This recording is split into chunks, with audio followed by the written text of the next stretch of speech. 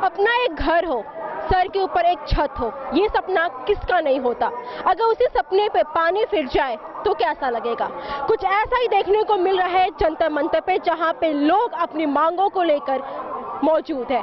इन्हें कंपनियों ने फ्लैट देने का वादा करके, लेकिन अभी तक इन्हें फ्लैट नहीं मिल पाया है। आइए हम उन्हीं लोगों से हम जानते हैं जिस तरीके से कौन कौन सी कंपनियां हैं जो आपसे वादा करके मुकरती हुई नजर आ रही है। हमने तो यूनिटेक में खरीदा है तो हमें यूनिटेक का पता है, अदरवाइज यू कैन सी यहाँ पे पार्श्वनाथ, जेपी वगैरह सबके हैं। इन सारी कंपनियों का बिजनेस है कि ये घर के बुकिंग का पैसा लेते हैं, 90% आपसे CLP में ले लेते हैं। डाउन पेमेंट वाले और बड़े बेवकूफ़ वो एक ही बार में दे देते हैं। तो पोजीशन डेट के 3 साल निकल चुके हैं। आज की तारीख में आपको लेबर्स लगाने के लिए लड़ाई करनी पड़ती है। पोजीशन डेट तो बहुत दूर की बात है और इन्हीं सब चक्करों में इन सब ने फंसा रखा है। गवर्नमेंट कोई बिल बनाती नहीं है।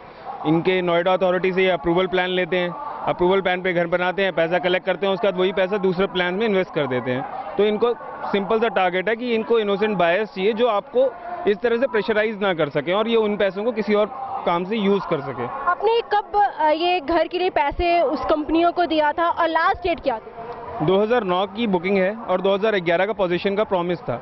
आफ्टर दैट उसने प्रॉमिस किया था कि ठीक है 2012 तक दे दूंगा, लेकिन अब 2014 एंड आ गया है। अब लड़ाई कर करके उसने जाके 25 लेबर लगाए हैं साइड पे। यू कैन सी वहाँ पे हज़ारों फ्लैट बन रहे हैं और 25 लेबर वहाँ पे क्या बनाने वाले हैं वो वही जानता है। तो ये लड़ाई चलती ही रहेगी, ये जिस तरह से ये काम हो रहा है वहाँ पे।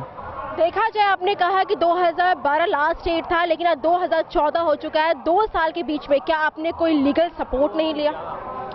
एक्चुअली 2011 लास्ट डेट था, 2012 उसका पहला प्रॉमिस था कि मैं अगले साल तक कर दूंगा।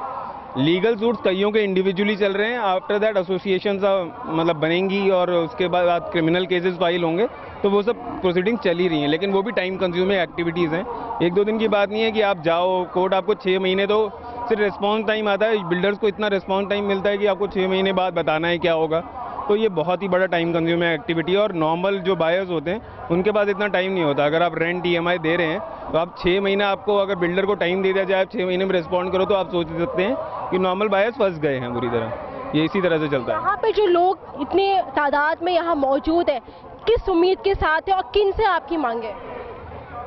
जो भी लॉ मेकर्स हैं, फिलहाल तो मोदी जी हैं, वो कर लें, क्योंकि इससे पहले कांग्रेस थी, वो भी नहीं कर रही थी। तो कोई भी सुनता हो तो सुन ले, यही एक जगह है जहाँ पे सुन सकते हैं शायद दिल्ली वाले, वरना तो वो बोलते हैं स्टेट गवर्नमेंट के पास जाओ, और हमारी स्टेट गवर्नमेंट तो महान है ही। तो उम्मीद जो भी देख सकता है देख ले। न्यूज़ चैनल वाले वैसे ही कवर कर रहे हैं, पहले भी बहुत कवर हो चुका है, तो शायद किसी दिन सुन ले वो।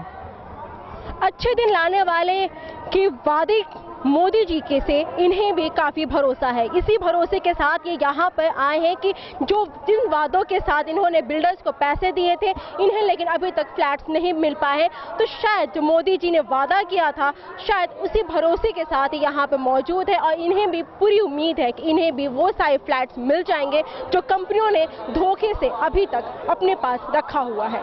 मैं जागृति सिंह, कैमरा पर्सन नीरज के साथ, मुंसिफ टीवी, दिल्ली।